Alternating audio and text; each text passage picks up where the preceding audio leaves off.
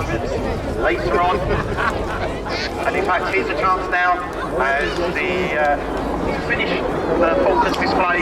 It's a pass, low flight pass, A400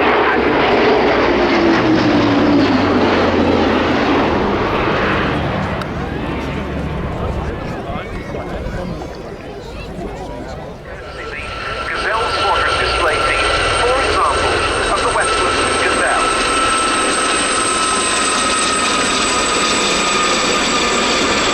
The only civilian helicopter display team in the UK at present, and it's the first time we've seen their 4 aircraft display at a Cosford show. And for those of you who've been airshow goers for many years, well, you'll remember the Royal Navy Sharks team of Gazelles. That was a 4-ship.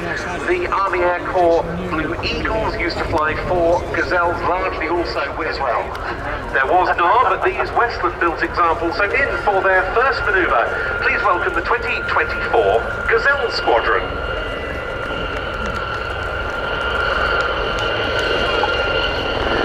In for their initial roulette break. Splitting off into 2 pairs, heading off towards the left-hand end of the airfield.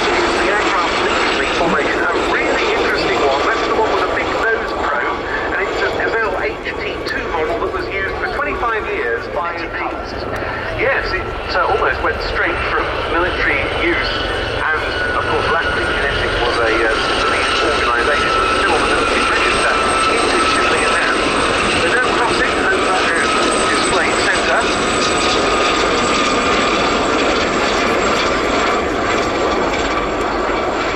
Following it is an example in the colours of number 32 Squadron, which used the Gazelle for VIP transport duties.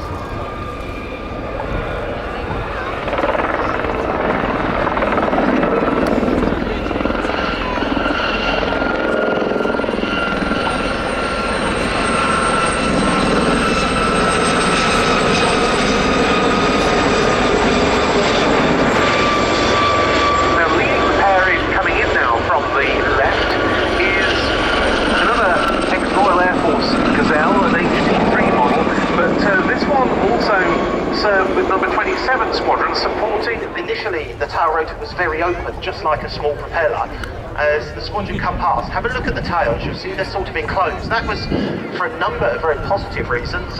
If you accidentally stuck your tail into a tree, at least it had a little bit of protection. It was much safer on the ground. A UK person died at the point in the UK.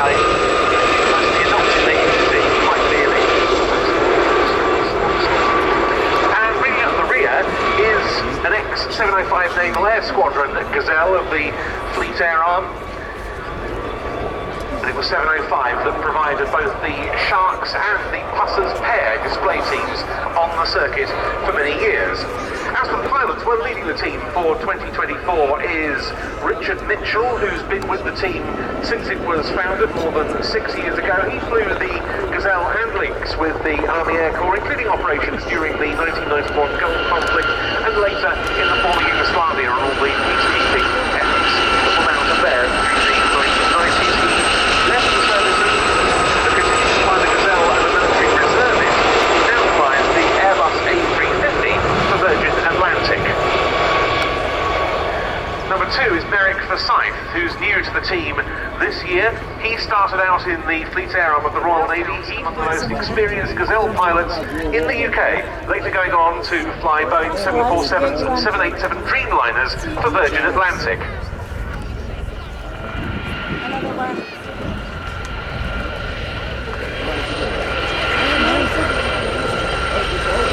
So a very tight formation there, but watch out as the aircraft keeps split away. Incredibly small. This is billed as a 5-seater aircraft. We do have a big one here at Cosford on the ground for you to have a look at. That again is towards the big video screen, and it's a very tight squeeze. Very small away there, incidentally, to be so low was Gazelle Forges Richards, who converted, having been a member of the Royal Artillery, flying on from his grandfather, his father and uncle service, to becoming a pilot much later in 1996, serving with the Army Air Corps and flying from 2000 onwards with their display or so hours on the Gazelle. He works as a businessman working around Europe and flying in his spare time. And that creates all sorts of very interesting aerodynamic effects, which does have a limiting factor on the top speed of the aircraft. Combat proven, has been already mentioned in the Gulf and of course in the Falklands as well. I think it's fair to say anyone in the front of the Gazelle felt very vulnerable. Excellent view, absolutely excellent view. Sometimes a little bit too excellent when you're under enemy fire.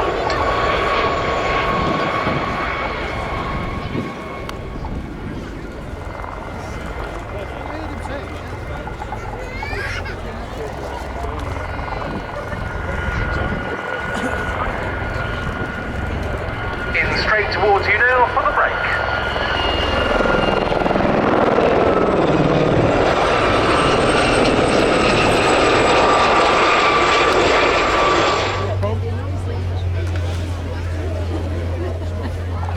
And here they come.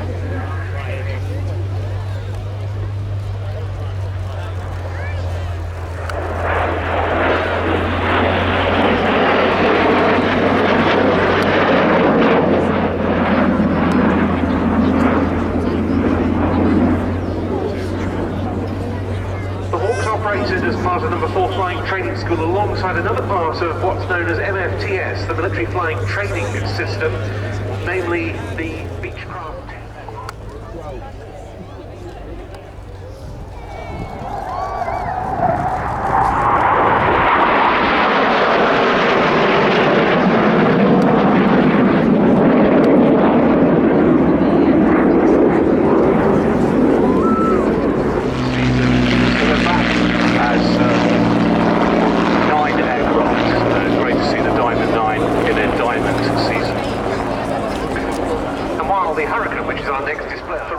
Later on it began with the RAF before being dispatched to the Soviet Union to continue its operational career, running in the Hawker Hurricane 1.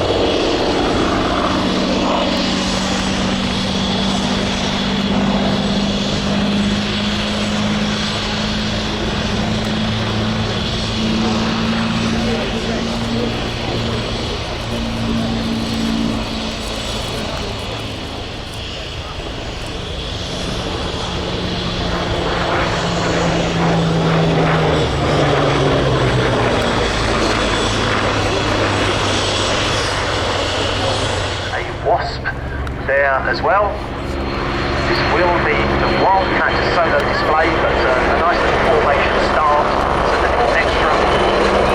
Between these two, sort of spanning 70 odd years of fleet era, rotary aviation, the Wasp dating really from the 1950s, and the Wildcat very much the shipborne helicopter of today.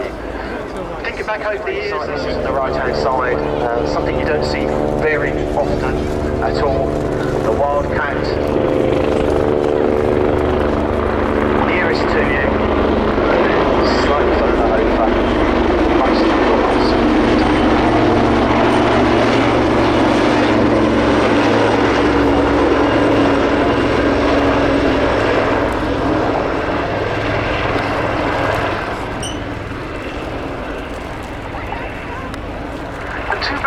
Concepts of shipboard helicopter operation. Who did damage the Santa Fe and caused it to actually be beached on the shore, and that submarine was out of the war.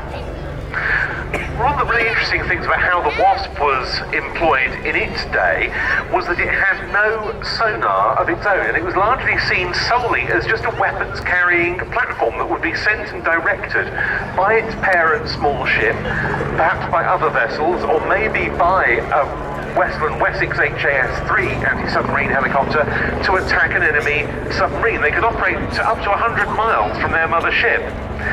Very different concept now with the Leonardo Wildcat, the new element of this old and new formation.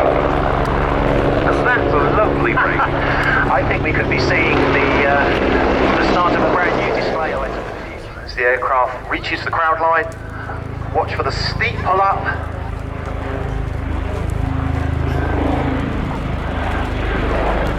As the speed bleeds off, the aircraft will come into the hover for the first of its, I think it's fair to say, its characteristic manoeuvre. The nose over.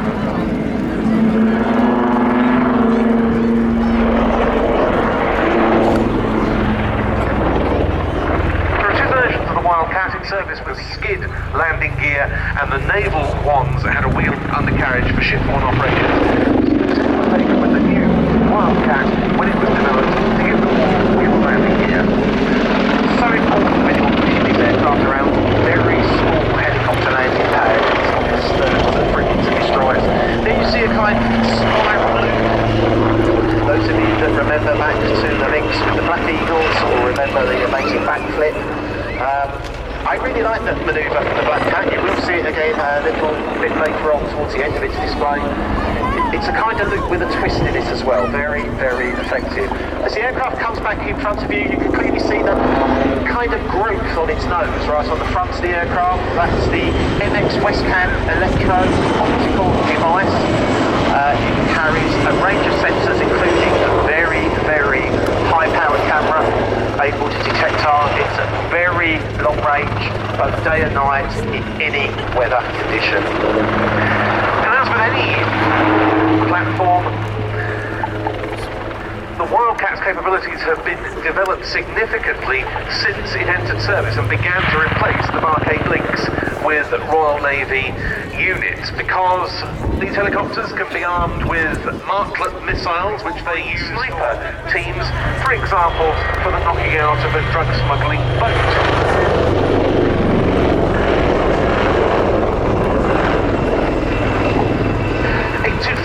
Naval Air Squadron is the unit that provides the Black Cat's Wildcat display, and it's Lieutenant Scott Sunderland, an instructor pilot on that unit, who is at the controls.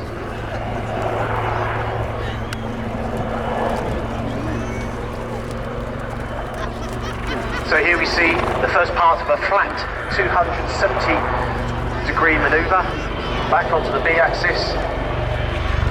And the same mirror image, 270 again, around to reposition. And as you watch this display, just imagine this aircraft operating on a very, very small helicopter landing pad. We are talking sort of tennis court size, on the stern of a Royal Navy frigate or destroyer, in strong winds, in all sorts of weather conditions. There's nowhere to divert to. can't just, conditions are a little bit out of limits, I'm heading off to land because you're in the middle of the ocean. These guys certainly take their job very seriously. A massive capability plus to any service vessel.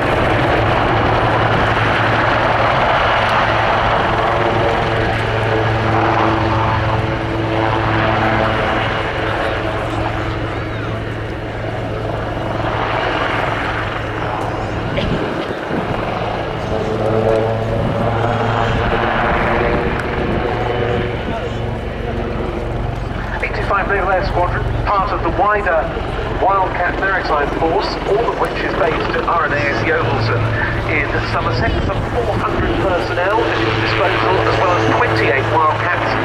And these Wildcat HM-82s divided across two squadrons. This one, as I say, from 825, which is the training and force generation unit, and then there's a 15 squadron, which is now the frontline operational unit. And as part of that development of capabilities that I was mentioning earlier, with the arrival on the force of the missiles I mentioned, it's allowed the Wildcat really to mature as a platform and regain some of those capabilities that were there when it was the Lynx Mark 8 in service. So if you missed that very impressive nose down manoeuvre right at the start of the display, it's now time to have your camera ready again. As the Lynx comes into the hover, and the big nose down, dive away.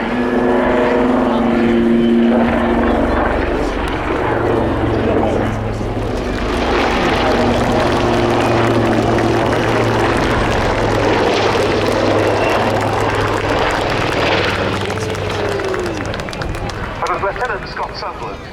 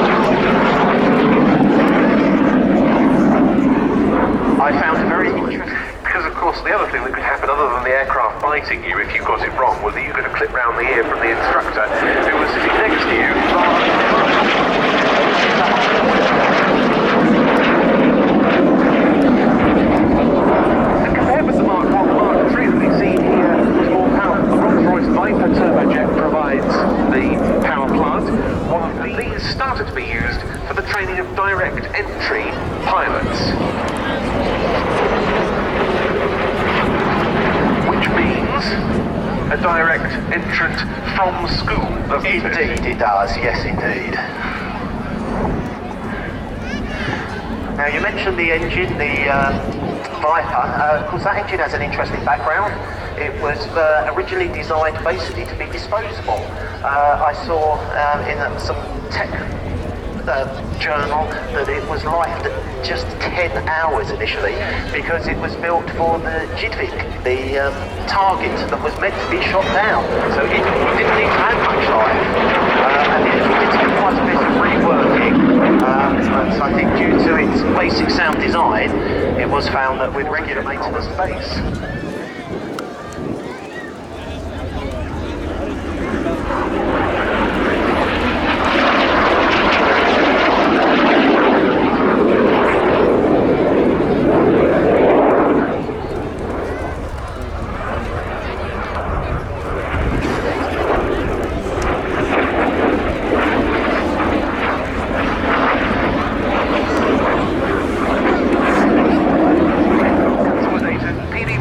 Catalina.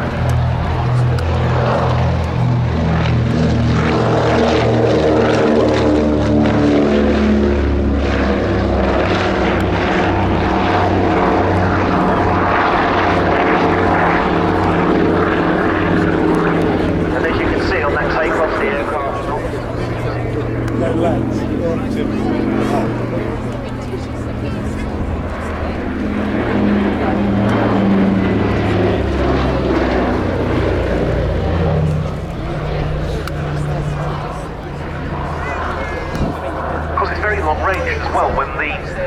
In the US and land-based aircraft in the UK could only reach out so far. There was a big gap in the middle, and that is where the Catalina really came in with other aircraft, such as the Very Long Range Liberator as well, to actually provide air cover against German submarines primarily.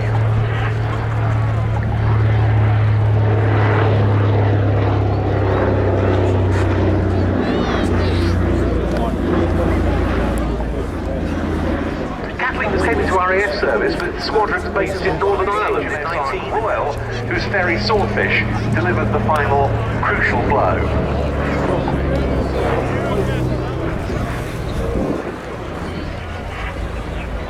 On the day itself, rather bad luck for the crew, but they did all survive. And there are the wingtip floats down.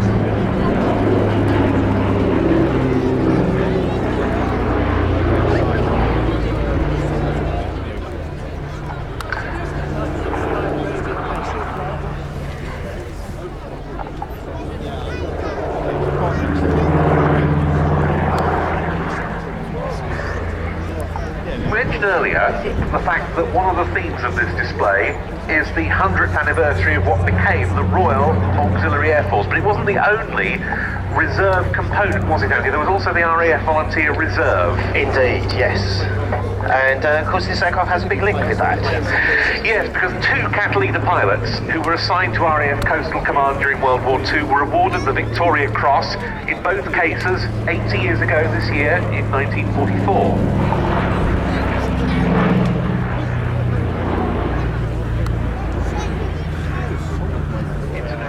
Commitments. Coming into land then, the consolidated PBY-5A Catalina from plain sailing at Duxford. The crew today headed by an Irishman as captain, Angelo Cunningham. Long-time supporter of air shows, used to be a flying display director himself in Ireland and a display pilot on various other times. Very experienced commercial pilot, flying instructor who's now one of the shareholder pilots of plain sailing, and Philip Pettit was the co-pilot who's just himself upgraded to captain. Right there with his Typhoon. Oh yeah.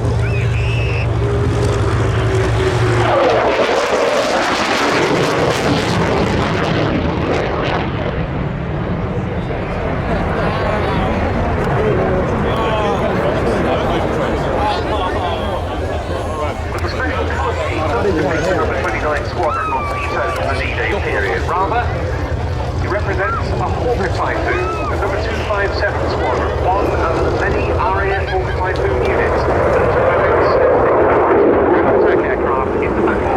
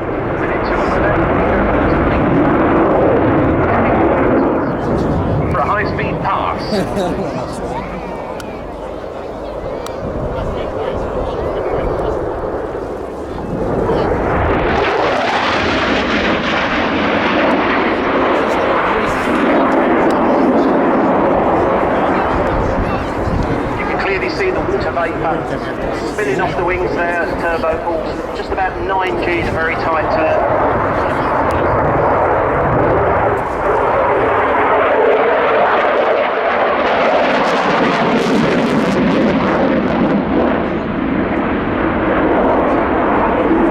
Again, onto these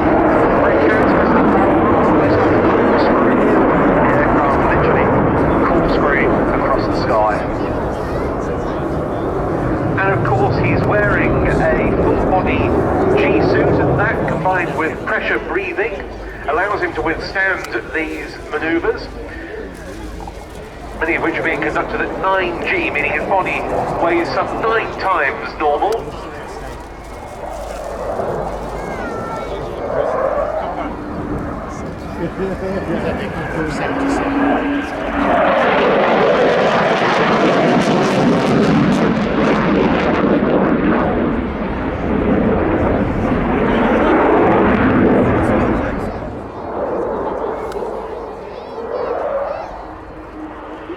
And setting us now for a slow roll.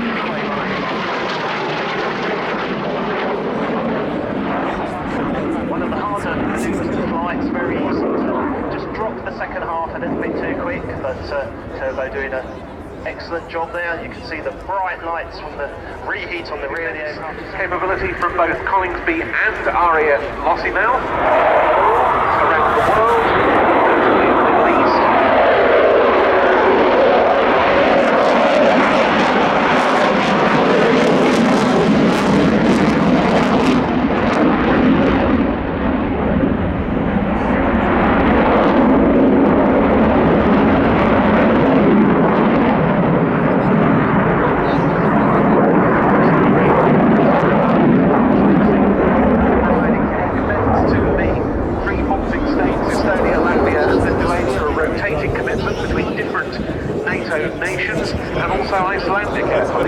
And indeed we have 6 currently out in Romania as well, on the NATO air policing task.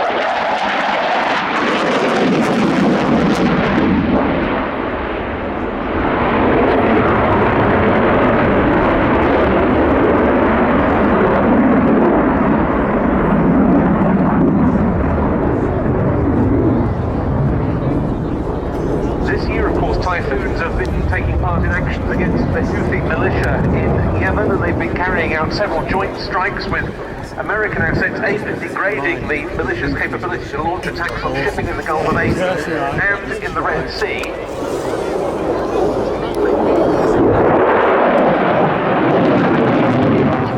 Known as JHSS. Now it's time to prepare yourselves for one of the highlights of today's flying displays. Ladies and gentlemen, boys and girls, please turn your eyes to the sky for the 2024 Chinook roll demonstration.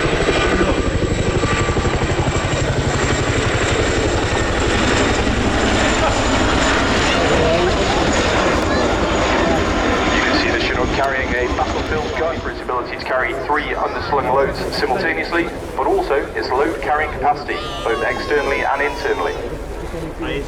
In today's configuration, the aircraft could carry an incredible 6 additional tons of freight and still achieve an impressive range of 300 miles. The team are now positioning to drop off the underslung load in front of you. Dropping off an underslung load requires a robust and effective communication process between all crew members, as pilots are unable to see what's going on underneath the aircraft. This is achieved by the crewmen in the rear cabin, painting a mental picture to the pilots of the intercom, using voice marshalling to direct the aircraft to a precise drop-off point and ensuring the aircraft lands safely clear of the load.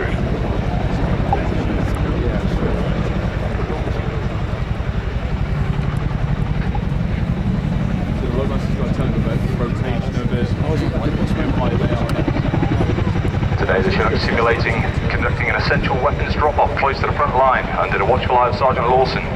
JHSS have wrecked the landing site and are marking it with smoke. Not only does this identify the drop-off area, but it also gives Coops an appreciation of the wind, direction and strength. Once safely on the deck, the JHSS team will leave the aircraft in order to attach the gun to the Land Rover and provide mutual support ahead of moving it onwards to its battlefield location.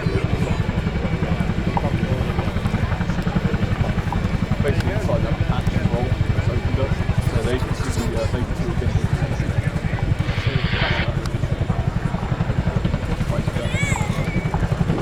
Having successfully dropped the gun, Coops will manoeuvre the aircraft forward and down away from the load to allow the troops to disembark and set up in a defensive posture.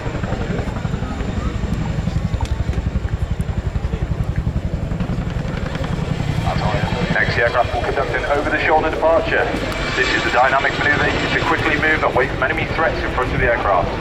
As they climb and build rearwards momentum, the lower ballistic protection was presented to the threat. The nose snapped around quickly to give the crewman effective weapon arc. The dogma provides a cracking opportunity for some great photos.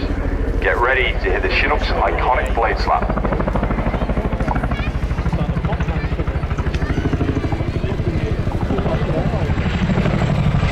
On the ground, we can see the troops de-rigging the load. JHSS, or the Specialist Helicopter Handling Unit for Defence, a joint squadron made up of both Army and RAF personnel, based out of RAF Benson in Oxfordshire. Formed in 1982, they primarily work with our UK support helicopters, including the Chinook, Puma and Merlin, providing specialist helicopter landside reconnaissance and movement of essential supplies by internal and external way. Exactly as you can see through today's demonstration.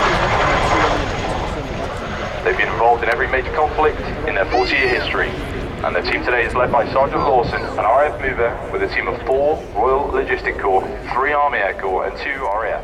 And showing just how much control Coupe has over the aircraft, he'll bring it to a stop on just the 2 aft wheels before landing on all 6.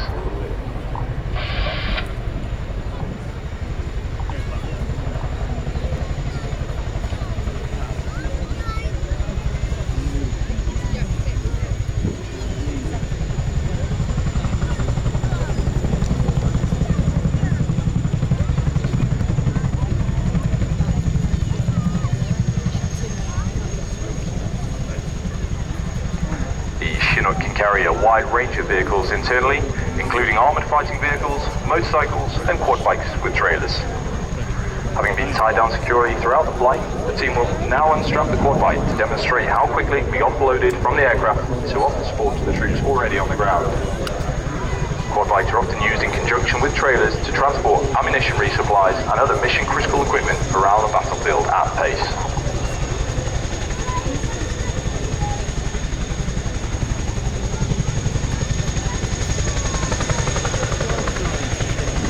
With the cargo safely dispatched, the aircraft will conduct a high-performance departure. By using all the available power offered up by the 2 impressive 5,000 horsepower Honeywell engines, the aircraft can quickly depart the area whilst minimising the risks presented by different threats on the ground.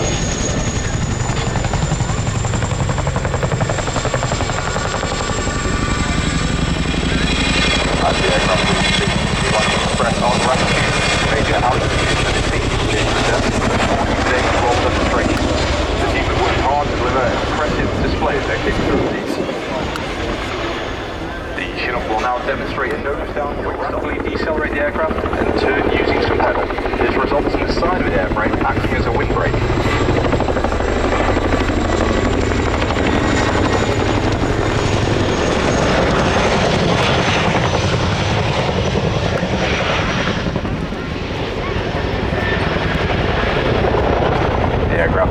Now we're going to position expeditiously forward and down to recover the troops.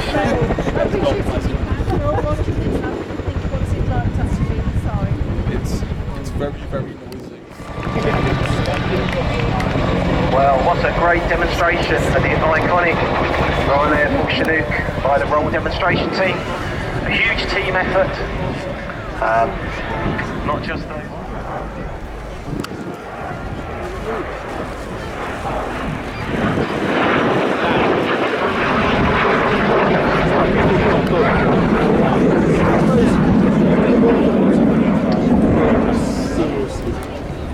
And the aircraft pulling up for the first of many what we call a dairy wing over. You see the aircraft rolls in one direction but actually turns the other way.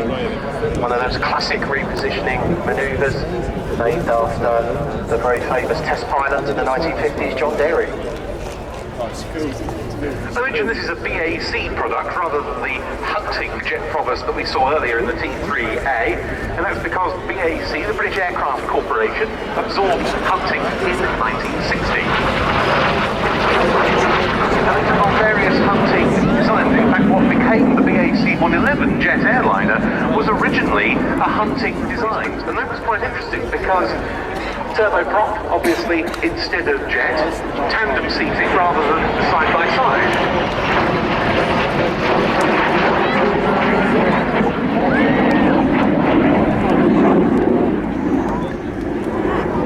famous display team names, for those of you perhaps of a certain vintage in the audience, are associated with the JP. So the Central Flying School had the Red Pelicans. Number 1 Flying Training School had the Blades, because there's been more than one Blades display team over the years. The College of Air Warfare at Manby had the Macaws. The Gemini pair and the Swords came from number 3 Flying Training School, and the RAF College at Cranwell had the Poachers, and they were the last, disbanding in 1976. And indeed, this aircraft itself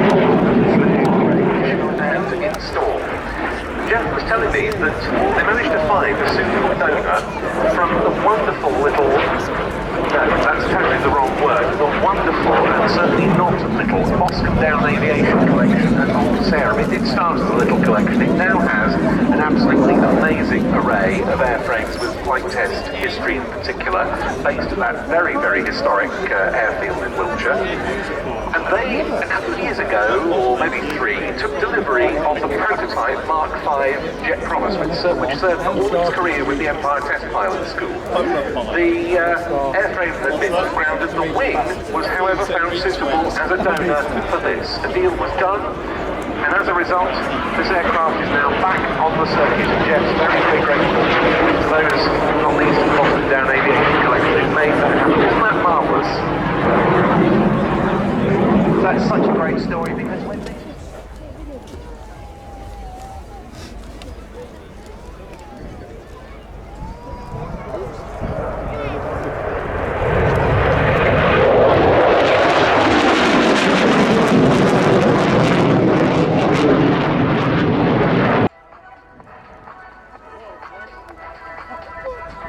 You can really see the flame behind the aircraft now.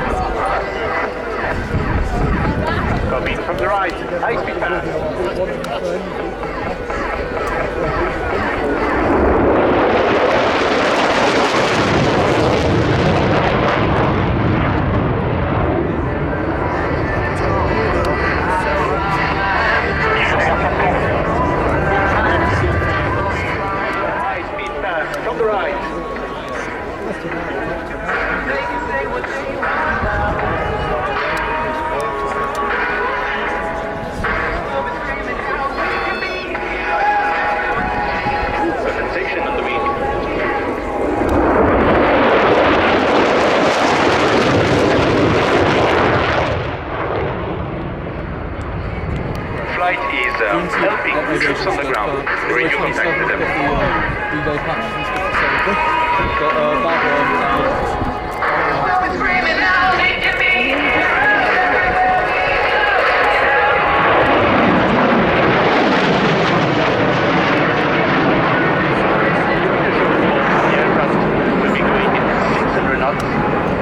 And as low as 150 feet above the ground.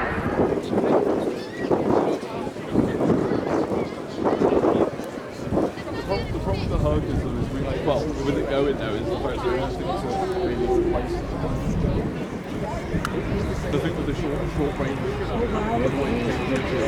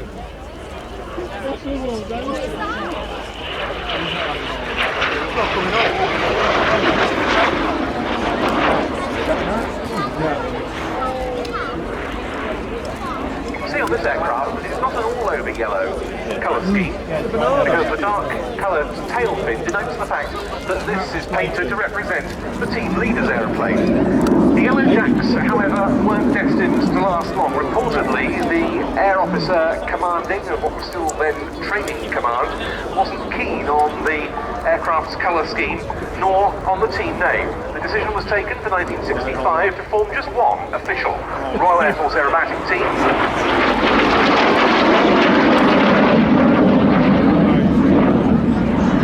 Prior to that, there had been different premier teams every season, and that was the birth of the Red Arrows. Their first display on the Gnat took place at a press event at RAF Little Rissington on the 6th of May 1965. Their public debut took place 9 days later at the Biggin Hill Airfair. At that stage, Lee Jones, who'd been leader of the Yellow Jackets, was still team leader. It was a 7-ship formation.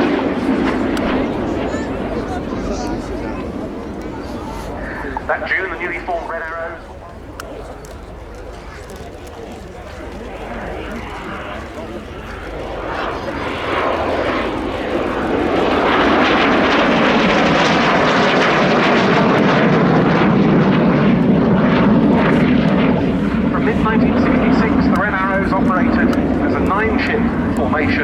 And they seemed almost to define the spirit of the swinging 60s. For example, at the Biggin Hill show in 1968, every member of the team had an open-top MGB on loan from the British Motor Corporation, painted red to match their aircraft. They went on to display the Gnats around the world, including a US tour and many Formula One Grand Prix of the era, including Monaco, Zandvoort, and the Nürburgring.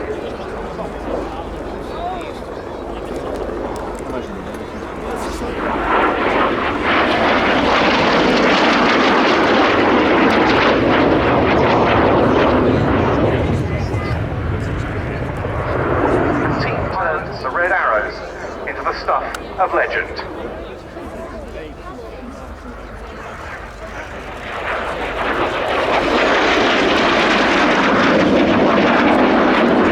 There are wing wagons and Chris Heaves to finish his display.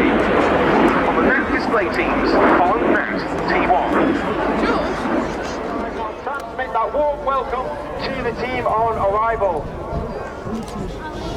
Cosford, please put your hands together for the 2024 Royal Air Force Aerobatic Team. It's the Red Arrows!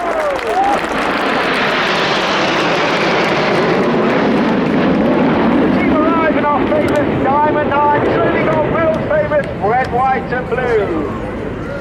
Red 1 starts to pull up and he sings the team to the left. And you'll see that planned form of our world famous Diamond 9.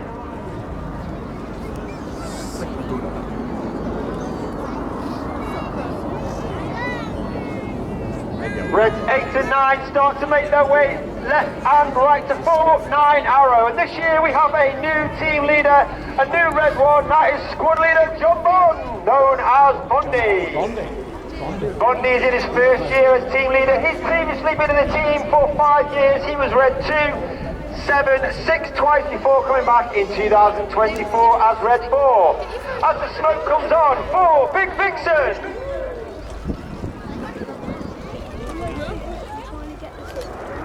Bundy is a former Typhoon pilot and former qualified flying instructor on the Horse Soprano.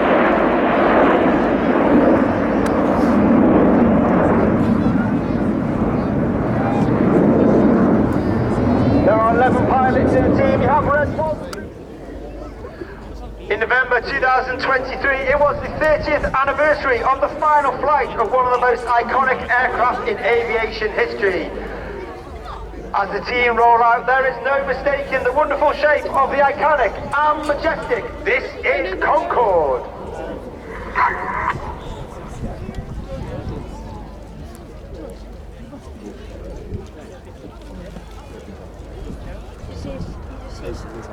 Coming left.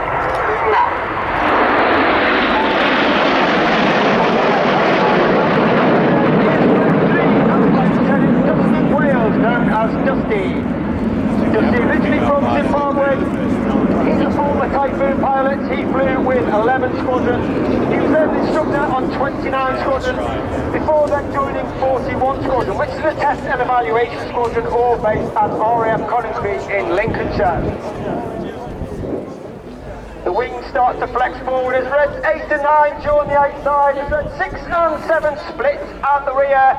Get your cameras ready for the colourful Phoenix.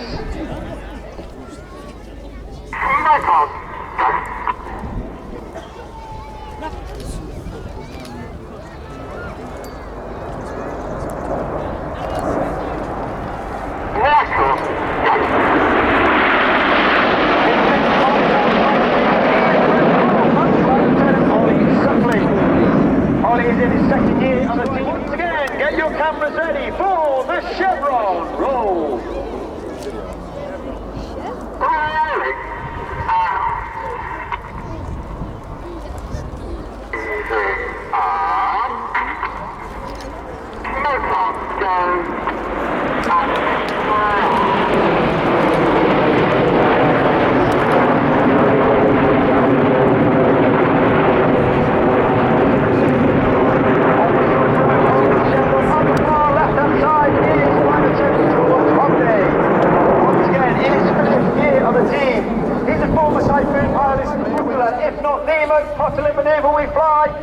Once again for 2024, it's Tornado!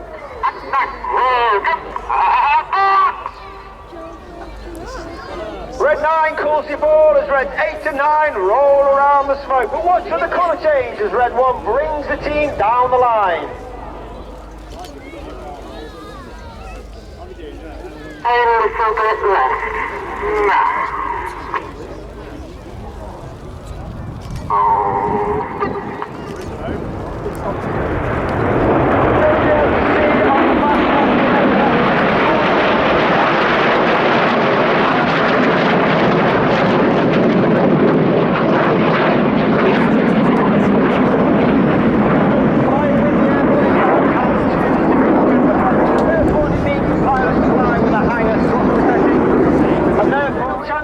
The team and their iconic Diamond 9 from the right is the Red Arrows.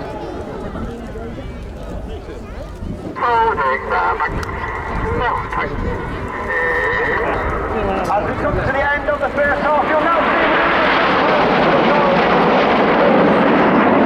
the 5-4 split.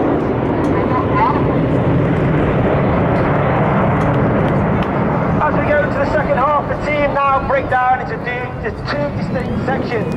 Going off to the right, we have Reds 1 through 5. They are now known as Enid. named after Enid Blyton's famous 5. Amred 6, 7 and 8 and 9 off to the left-hand side are now known as Hannah. Named after squad leader Ray Hanna, one of the first members of the Red Arrows. He's the only team leader to lead the team for 4 years. He took the team from a 7 to a 9 and formed on Diamond 9. Enid from the right, Hannah from the left, for the 5-4 cross.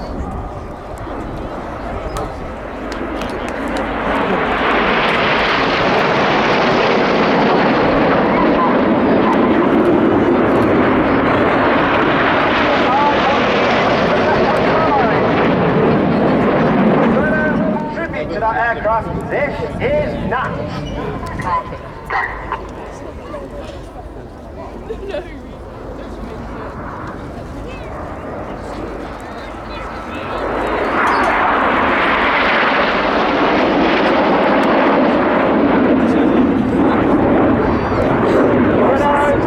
Went away up until 1980 when we took hold of the break.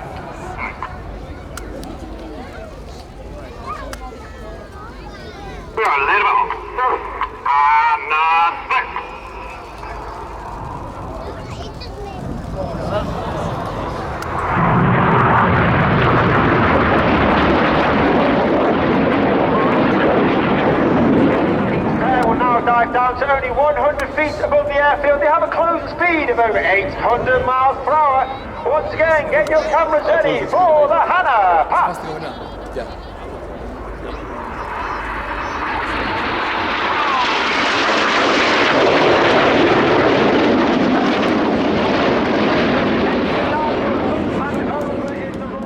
Weapons instructor on the Typhoon as they turn hard towards each other for Cyclone.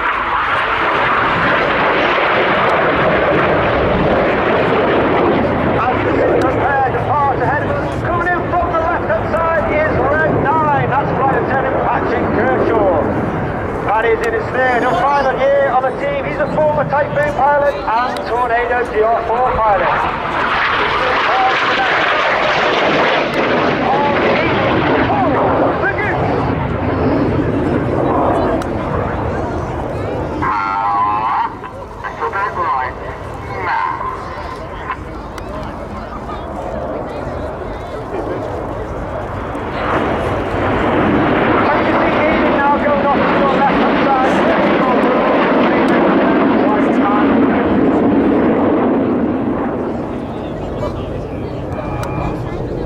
Pair start to ease up, get your cameras ready.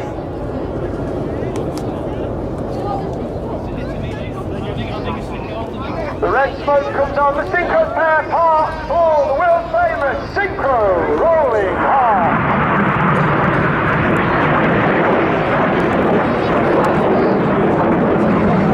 And coming in from the top right hand side is Reddick, spearing the heart. Reddick is Flight Lieutenant Richard Walker. Rich is in his second year on the team. He's a former Harrier pilot and also a former...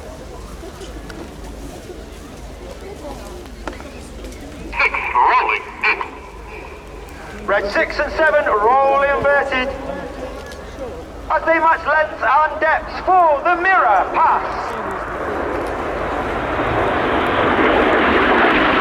Red 6 and 7 flying all the way down the line inverted, working hard to make sure that to their head, working all they can to maintain consciousness, and obviously we can minimal amount of inverted flying is limited to only 30 seconds. 2 and 3 roll go as 2 and 3 roll to the outside. Clear goes, Reds 4 and 5 roll to the outside in one of the hardest manoeuvres for our new pilots each year. This is rollbacks.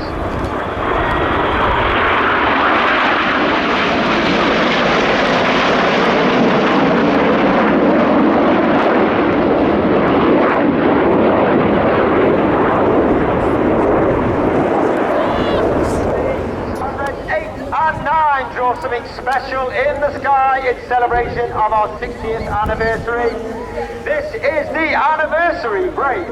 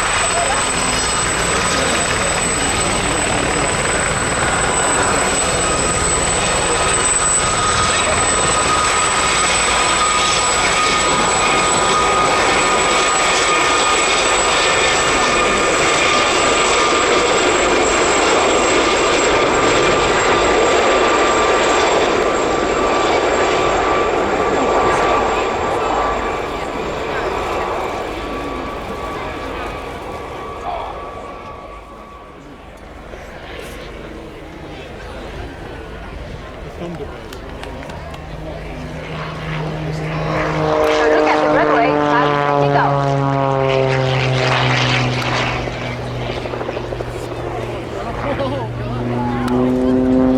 As I told you, a strong start.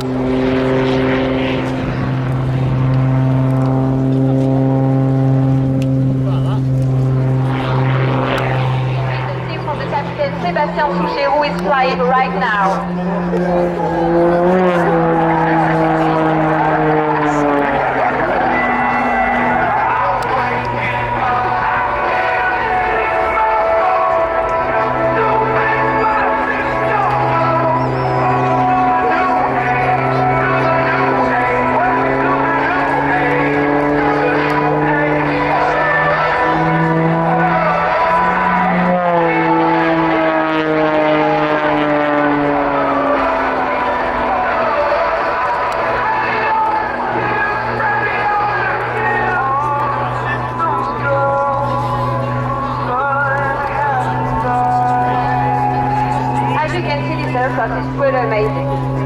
Exclusively for aerobatics, and it's almost full covered, less than 600 km/h, so super light, but with a 300 horses engine that make it super powerful.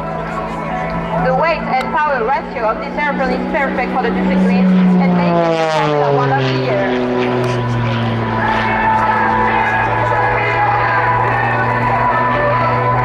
It's also super resistant.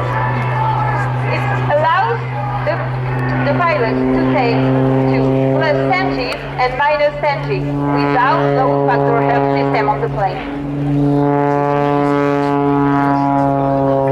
So all you have to do is contract it out.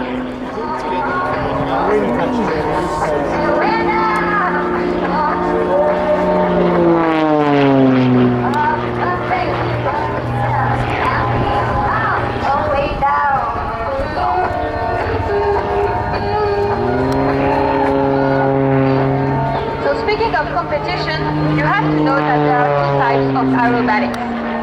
The one called freestyle is the one that you are seeing today. It's more light figures and we add the smoke. But in competition, you don't have the smoke and the figures are way more complex and precise. They lost points every 5 degrees of difference between the figures they are doing and the figures that they were supposed to.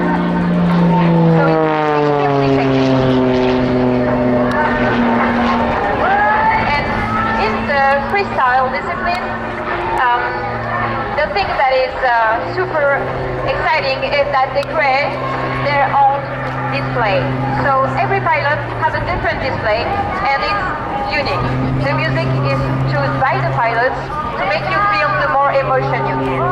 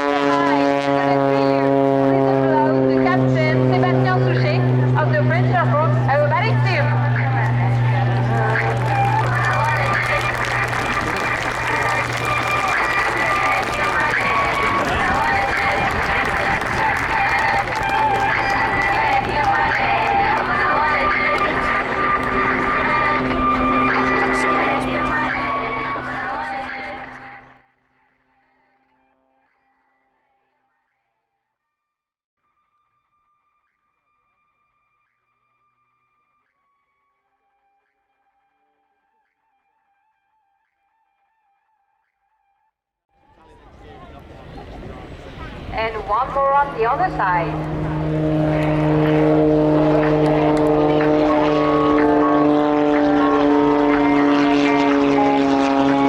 Before you end, I want to thank you all for watching. I hope you enjoyed it. And I also want to tell you how proud and happy we are to be here with you this weekend. As we were telling you earlier, it's a symbolic weekend for France, and and for Great Britain.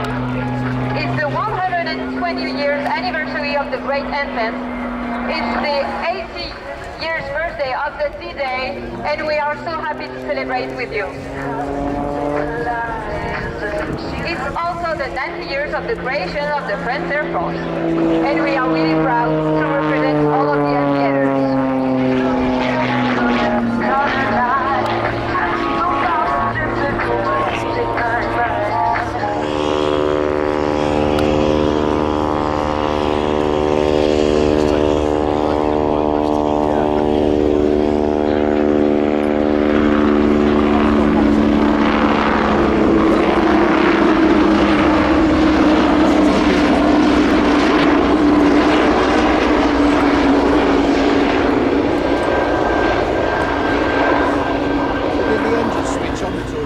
Swordfish took to the air for the first time. At some stage the aircraft got to land back on the carrier, so slow speed, good handling, absolutely essential.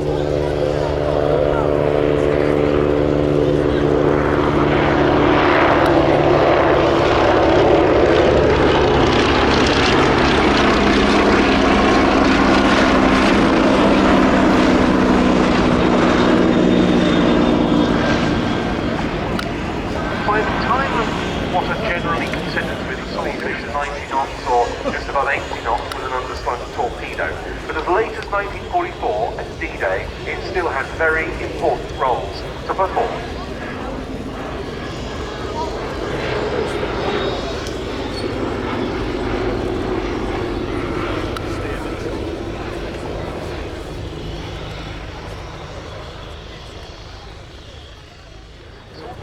They're fast patrol craft.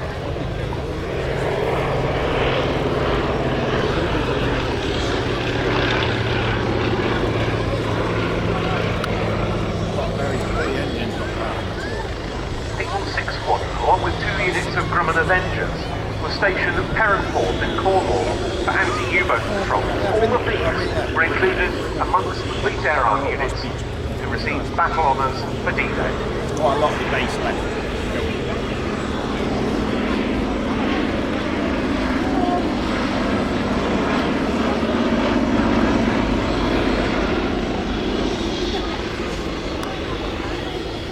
And indeed, every time I see a Swordfish, this aircraft is a show at the relative last minute.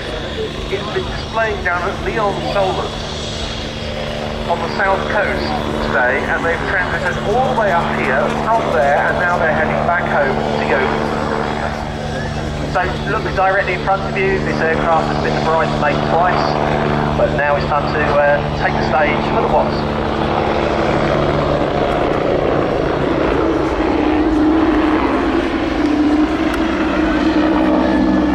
Straight away, the most striking feature of this aircraft is that quite long spine, the undercarriage, for a very good reason. It's operating on very small helicopter landing pad. Very small undercarriage to take the occasional hard landing. And then they are car steering wheels, a bit like the shopping trolley, but hopefully a little bit better to enable the aircraft to be manoeuvred both under its own power and by manpower, literally muscled around small items.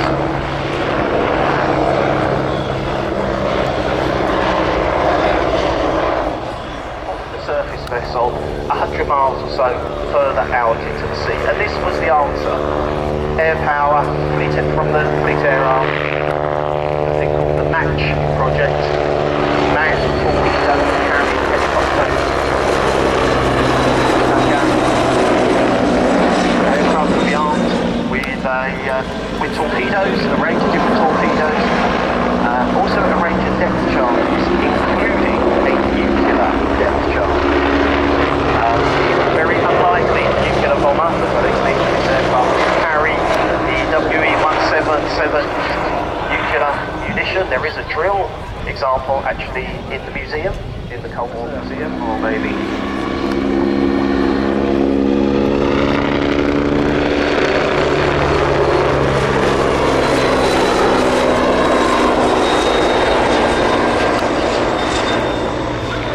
There was a overland, a Army version, not called the Wasp, that was the Scout. Very similar airframes.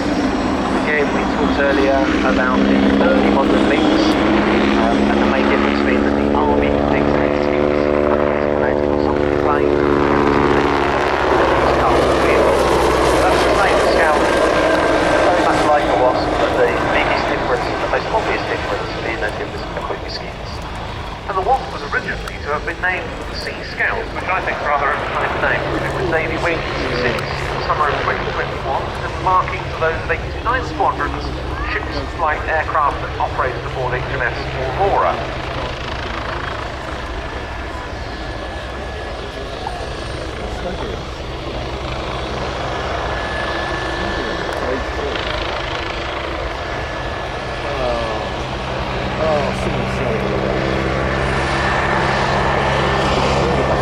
They're completely in sequence. The Navy wings, westward Wasp, one interesting point about the undercarriage that Andy was talking about earlier, you can lock the wheels if required. The Wasp always has a hover taxi. It can't taxi across the ground on its wheels. Seen it when it lands on an air show, other than on static display. At the time, it was in UK ownership. But we'll see it getting airborne and then positioning to run in for its sequence. As meanwhile, those of you down at Crown Front can see a rather attractive red, white, and blue painted biplane taxiing past. That's getting airborne. We have the American.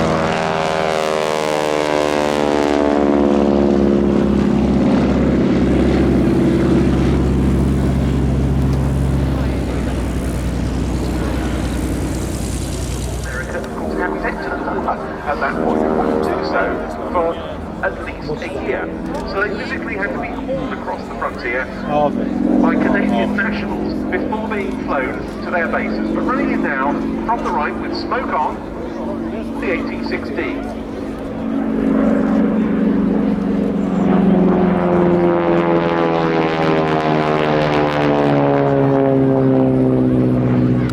Now, by the end of 1940, in excess of 800 harbours had been delivered to bases around the Empire, and the President of North American Aviation Aircraft wanted to be low and slow. It wanted the pilot who's flown these extensively has said.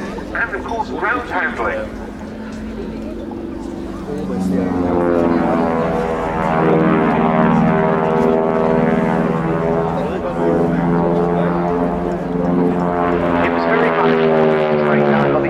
When you think of pilots that would fight the Battle of Britain in Spitfires and Hurricanes, they largely initially train on the Tiger Moth and then move on to the Harvard, the Texan, and then maybe go on to some sort of Mars aircraft, sometimes for some extra dual instruction before hitting the front line. The front line was Spitfire and Hurricane.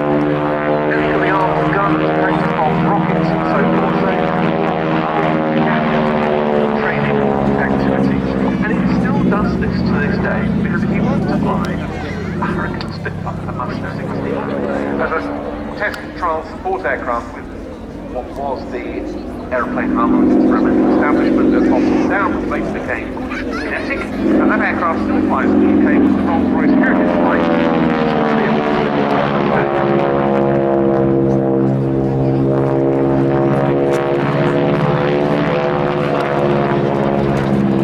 To life, the aircraft has often been misused and repainted to represent all sorts of other aircraft. I'm thinking of their support realm in the Netherlands in September 1944. Yes. I think not.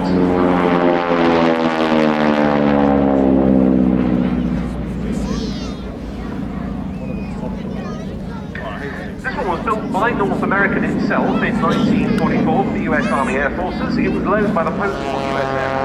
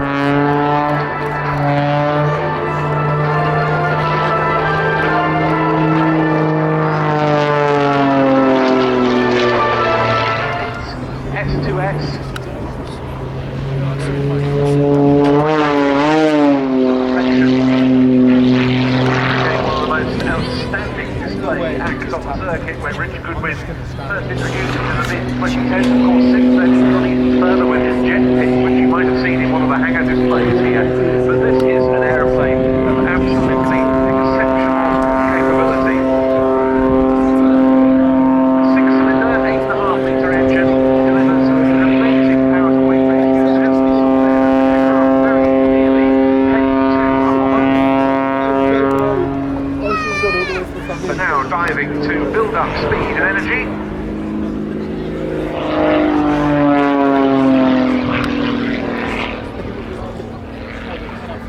Making full use of the in excess of 300 horsepower at this aircraft's disposal. Its flying weight is just 700 kilos, maximum speed in excess of 200 miles an hour, and stress to between +6 and -5 G. The aircraft has been continually modified and improved. And a lot of this being done with the aid of Rich's sponsors, his new title sponsor for this season being Aerobatics.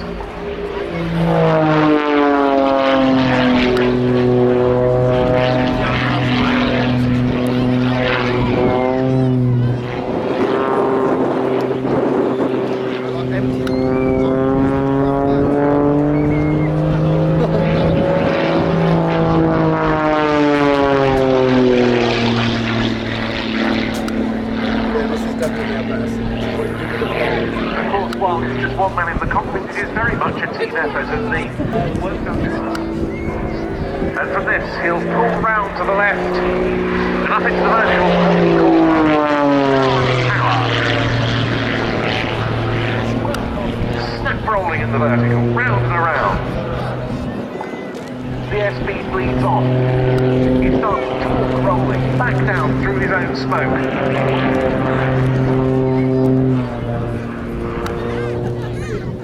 Putting on the power once again and diving away onto our left. Pulling back on the stick. The climbing snap rolls.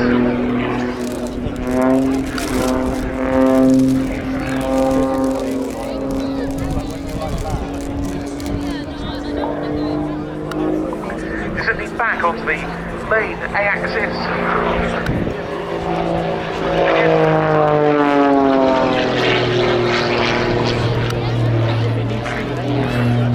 Again, he snap rolls. Into a yawing turn to the left. And he's followed in those grand airshow traditions. Look at this, this is Richard's low knife edge.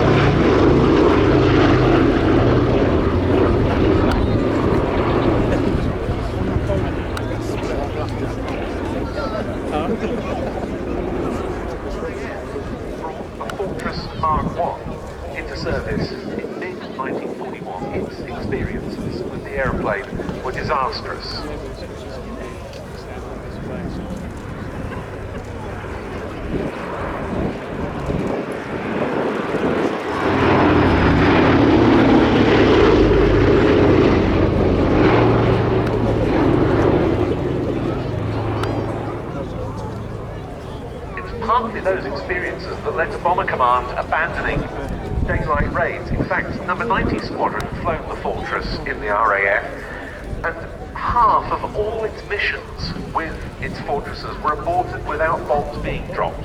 That experience showed that when the Americans deployed B-17s to the European theatre, they needed better defensive armament, a bigger bomb load, and better bomb aiming equipment. And the B-17s that began to be deployed to England in 1942 had all of those. You can see the bomb doors open here.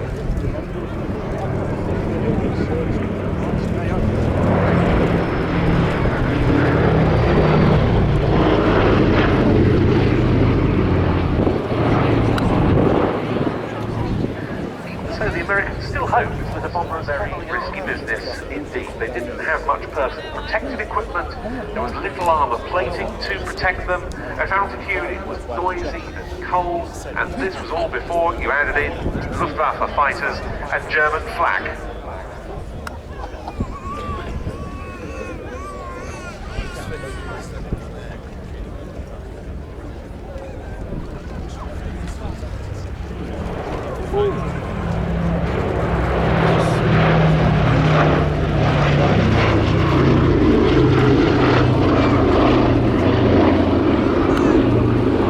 On June the 6th, 1944, in total 1,350 B-17s were available for operations. Another amazing aircraft coming in for its final pass, and smoke will be put on 2 engines to simulate the shot-up condition in which so many B-17s returned from their wartime sorties.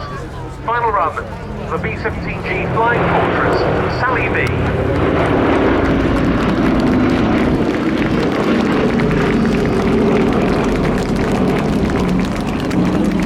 Also dedicated to the members of the Sally B Supporters Club, and you can join up yourself by going to sallyb.org.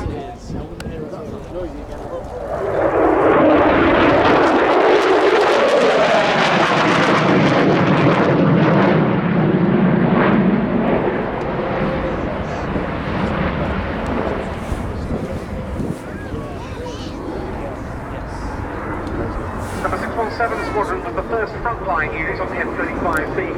In the UK, its first 4 aircraft arrived at RAF Marham in Norfolk, the base for the Lightning Force, on the 6th of June 2018.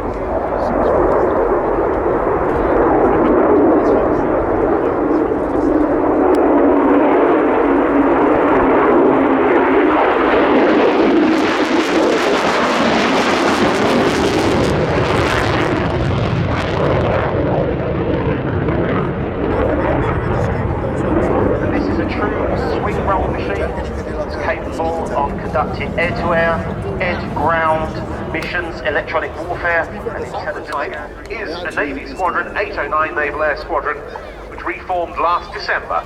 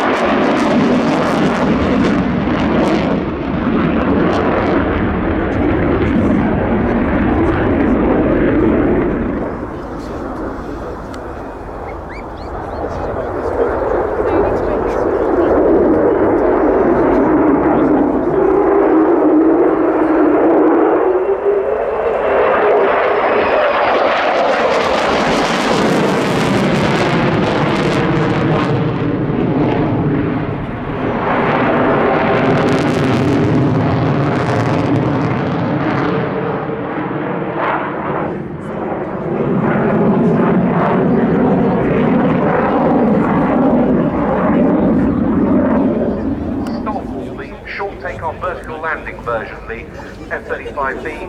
There's also the conventional F-35A model, which is also operated from the UK by the US Air Force's 48 Fighter Wing at Lakenheath, and there's the carrier variant, the F-35C, which made its first deployment aboard the USS Abraham Lincoln, the US Marine Corps, in early 2022.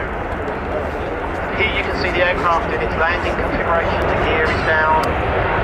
If we had a longer runway here, this would be a rolling vertical landing.